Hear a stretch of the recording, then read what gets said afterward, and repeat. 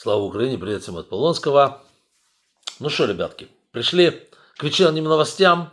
И самое главное, пожалуй, самая такая кричащая вечерняя новость, это избрали новую папу римского нового избрали. Да, им стал некто кардинал Роберт Прева из Соединенных Штатов Америки, взявший себе псевдоним, имя, я не знаю, как это у них считается, Лев XIV. Ну окей, хорошо, Лев XIV, значит Лев XIV.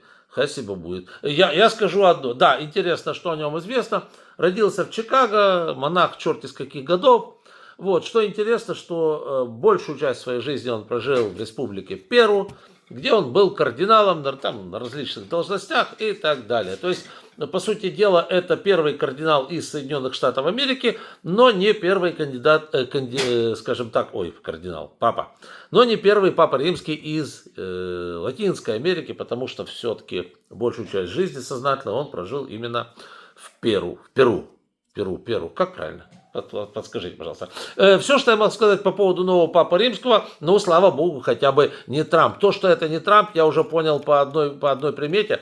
Когда они, дым пустили из этой капеллы своей, да, вот это вот, знаете, знаменитая вот эта труба, который черный дым дает, значит, когда не избрали папу, и белый дым, когда его избрали.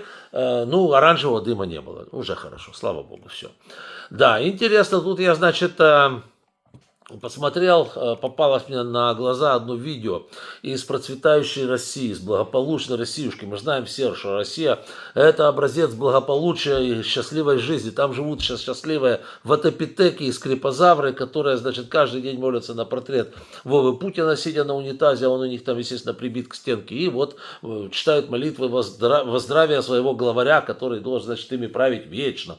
Вот, и тут такая, значит, фотография. У них Россия сама по себе очень благополучная страна, но у них есть Якутия, это, знаете, алмазодобывающая вот такая часть России, а в Якутии есть город Ленск, вот, это Ленск, который алмазодобывающей столицей является алмазодобывающей Якутии, там все должно сверкать, вот, там как раз местный аэропорт, я так посмотрел, просто обалдел, да, значит, местный аэропорт, лужи, здание непонятно какое, его там нет.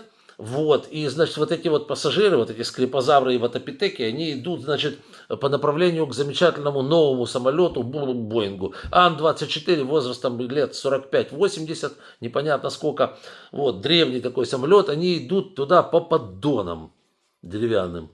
Блин, классно, вот это Россия, вот это, да, могущество прет. Да, ссылочка внизу в описании к данному ролику, можете посмотреть, это очень красиво.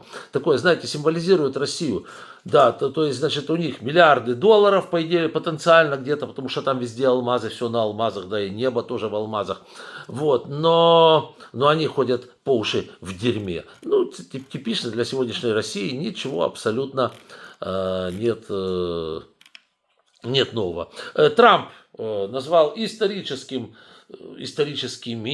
два договора, которые они подписали. Первое это с Украиной. Они очень счастливы, значит, американцы, ну наши тоже вроде не против. Трамп сказал, что в Украине будут добываться огромное количество, он даже сказал огромное количество, но где он их возьмет, не знаю, редкоземельных металлов, они же редкие. Редкоземельное, откуда же возьмется огромное количество, которого у нас никогда не было? Ну, может быть, дай бог. Я всегда говорю, дай бог, может я чего-то не знаю, вот, но окей. Добывай. Главное, неси нам, значит, эти самые. Ты нам паненцы неси сюда, да, вот капиталовложение. Да, давайте сразу скажу, значит, парламент большинством в 338 голосов проголосовал за скажите мне, за этот договор, проголосовали, хорошо, по этому договору в собственность никому ничего не переходит, то есть все остается собственностью украинского народа. 10 лет вообще нельзя вывозить деньги, которые из Украины, которые будут добыты по этому, значит, замечательному договору. Все можно только реинвестировать внутри в Украину, чтобы Украина, значит, расцветала, и чтобы здесь все было намного лучше, чем сегодня. Вот так вот как-то. То есть, ну, отлично, я считаю. Разделяю ли я оптимизм Трампа? Оптимизм я всегда разделяю, но не Трампа, да, но я же не дурак. Вот, ребята, подписали, хорошо. Насколько это действительно насколько это действительно настолько грандиозный договор, ну, мы же не Якутия, тоже надо понять, что у нас нет столько полезных ископаемых, сколько себе там нафантазировал Трамп. Но если, я еще раз говорю, вдруг я ошибаюсь, если он найдет эти полезные ископаемые, вот он приедет там с лупой, будет это лазить, я не знаю, может с какими-то приборами, будет щупом что-то там щупать, вот, если они там нащупают какие-то полезные ископаемые, я буду только дико счастлив, вот, ну, такой, как говорится, бизнес-партнер, как Соединенные Штаты Америки, нам пригодится, пожалуйста, заходите, не везите ваши денежки сюда, побыстрее, мы им тут найдем применение, слава богу. Вот, ну и с Великобританией тоже у них, значит, большое дело. Что там, значит, они заключили торговую сделку с Великобританией. Ну, я не знаю, насколько там опять выступал вот этот вот довольно смешной чувак, Лунтик-Фунтик, это министр торговли Трампа. Да, он очень такой занятный мужчина. Вот. Но он сказал что-то типа того, как я его послушал, он сказал как-то интересно. Значит, процент, пошлина, тарифы в отношении английских товаров были 10%. А теперь она будет 10%. Значит, говорит, мы победили. Было 10, осталось 10. Ну, короче, наверное, да, победили. Вот. Тут я даже и спорить не буду. Действительно, все замечательно. Победили. И победа прет просто огромными темпами. Ну, если Трамп доволен, я же тоже доволен. Вы же прекрасно понимаете. У нас с Трампом сегодня, ну, вот есть 3 повода радоваться. Первое, Трампа не избрали папой, а то вот, я не знаю, он бы разрывался. Во-вторых, Трамп это же там это ж монахи, типа папа римский, они монахи, они не могут с женщинами того этого. Вот, значит, ну вот, что будет делать Сторми Дэниелс, Мелания Трамп и все остальные женщины, совершенно непонятно. Вот, ну это все мимо получилось, вот. А как говорится, вот то, что договора подписали, договоры, ну отлично, хорошо, слава богу. Я тоже рад, я, честно говоря, я счастлив. Дальше. Ну, эти победобесы, они, короче говоря, хотят там по Красной площади, этой, господи, прости, катать технику. Говорят, вот Такаева одолжили танки, еще откуда-то там приволокли их. Короче говоря, нашкребли танки на парад. Вот, но взяли и старые танки, ну, то есть, чтобы показать преемственность поколений. Вот, значит, дилды воевали на таком, а мы вот воюем сейчас. Дилдов полили, значит, в таких танках, а вот нас палят теперь вот в таких танках. Да, горят и те замечательно. Вот, ну и дилдовские танки тоже пошли, как говорится, в ход. Вот, и один из них прямо на репетиции парада взял и развалился на запчасти. Внизу тоже в описании к данному ролику есть, это, как говорится, фото-видеоматериалы немцы сняли и остались в диком восторге вот, от того, как они там, ну, деды воевали и так далее, и так далее. Да, Трамп еще сказал, что обязательно позвонит Зеленскому, вот, и они обсудят дальнейшие шаги. Да не, я только за. И звони Зеленскому, пожалуйста, вези деньги в Украину, я только за. Трамп, давай, не это самое, вот, не будь шлепером, не занимайся глупостями, собрал все баблы, которые есть в Соединенных Штатах Америки, значит, у вас там тарифы новые, там все платят тарифы, вот эти тарифы собрал, привез к нам, мы им тут найдем применение, вот, нормально, да. Еще Трамп вчера заявил, что, ну, все, короче говоря, это Америка победила во Второй мировой войне, он просто наплевал полную морду Путину, понимаете, потому что Путин перед этим сказал, что вот победители будут, значит, на Красной площади там фигурировать, крутить задом, значит, это типа вот Россия будет там, Буркина-Фасо будет, Лаос будет, войска вот из этих стран будут, и Эфиопия, да, там приехал штатский президент Эфиопии.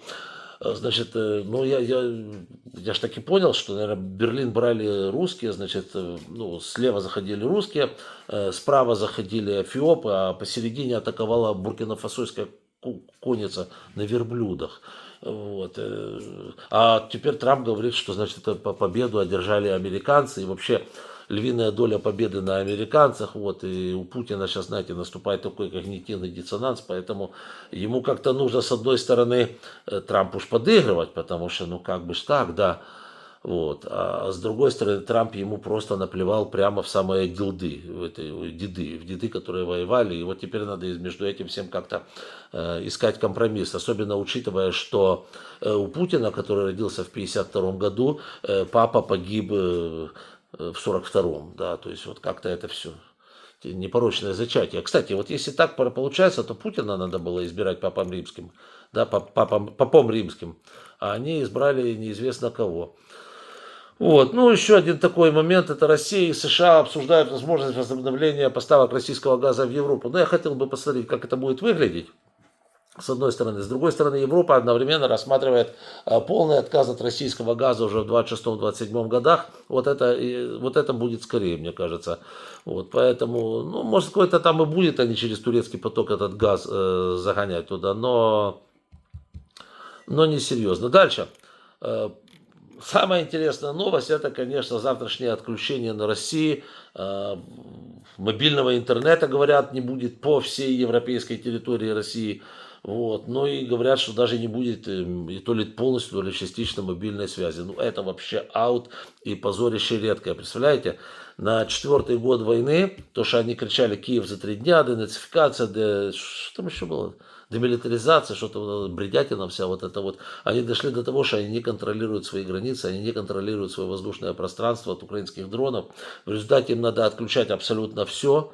Вот, абсолютно всю мобильную связь, абсолютно весь мобильный интернет, чтобы украинские дроны не шандарахнули по плеше их глав этого упыря, который будет стоять на этом на трупарне мавзолее и что-то там вякать своим вот этим вот ордам этих диких орков, которые будут маршировать по Красной площади в сторону туда собора Василия Блаженного, вот этого, значит, где там когда-то головы рубили. А вообще интересная Красная площадь, где они там маршируют, значит, с одной стороны это лобное место, там всегда всем головы рубали, с другой стороны, значит, кладбище упырей, Ленин, Сталин, вот эти Дзержинские, вот эти Минжинские, вот эта вся сволочь, вот это вот бандиты, вот эти упыри, которые на руках, руки у них по локоть в крови, они все там похоронены. Жутковатое место, не находите ли вы? Вот оттуда вот эти бандиты, которые там маршируют, тоже уходят, значит, на фронт в один конец. Вот, значит, ну я не знаю, их отправят на самом деле прямо с парада, как говорится, в один конец или не отправят, но по всей видимости могут. Еще один момент, вот Яхья, это уже Йемен, да, это тоже не мог не заметить, потому что очень уж интересный момент. Яхья Аль-Саини, заместитель министра транспорта хуситов. Это в Йемене. Хуситы обладают где-то 40% территории Йемена. На пресс-конференции в полностью разрушенном под ноль аэропорту Саны заявил, что ничего страшного, аэропорт Станы скоро вновь откроется. Но я так посмотрел, ну там фундамент остался. Ну, с моей точки зрения, в принципе, можно стекла вставить, подкрасить немножко, ну и подмести, обязательно подмести, и можно аэропорт в Сане открывать.